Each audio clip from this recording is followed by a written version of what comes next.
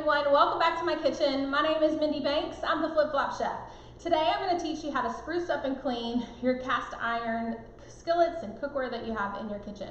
My friend Tammy Vipperman, thank you so much for sharing these tips with me. I am not an experienced cast iron chef or cook by any means, and so I actually never had cast iron in my kitchen until Pampered Chef sent me some to test out before they launched them to the market. And so that was my first experience, and that might shock you guys because I'm a southern girl from Georgia, but I just never used cast iron. I don't remember my mom using cast iron. I do remember my grandparents using it, but it wasn't something that I really took time to learn about when I was growing up. And so this is my first experiences with Pampered Chef. And so this cast iron piece is our newest piece. So this is our new sizzle skillet, and it got a little bit I guess it got overheated. It cooked it at too high of a temperature, and we need to kind of like spruce this up a little bit. So what we're gonna do, I'm gonna follow Tammy's instructions, and we're gonna take some kosher salt, and I'm gonna just sprinkle some of this. Oops, let's see if I can break that up a little bit. Got a big clump. I don't want that to fall out onto my skillet.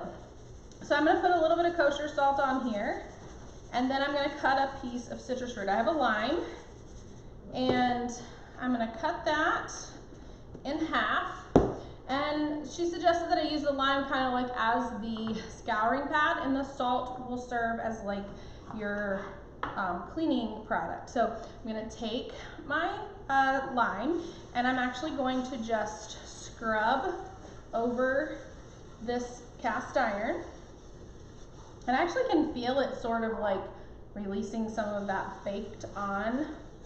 If this is also something that you can do if your cast iron rusts. So I'm just going to go all the way around, get all this scrubbed in. You can even see the salt and the lime is changing colors. It's taking on that cast iron. Now this is the section that kind of got overcooked, overheated. So if you are someone who tends to just cook with high heat, tone it down just a little bit. I won't name names, but I had a helper in the kitchen the night that I made fajitas in this, and he let it get a little bit too hot. So it was kind of a pain to get this cleaned to this point. But all right, so the next thing I'm gonna do, I'm gonna scrub just a little bit more right here because I can kind of still feel the difference in the smoothness.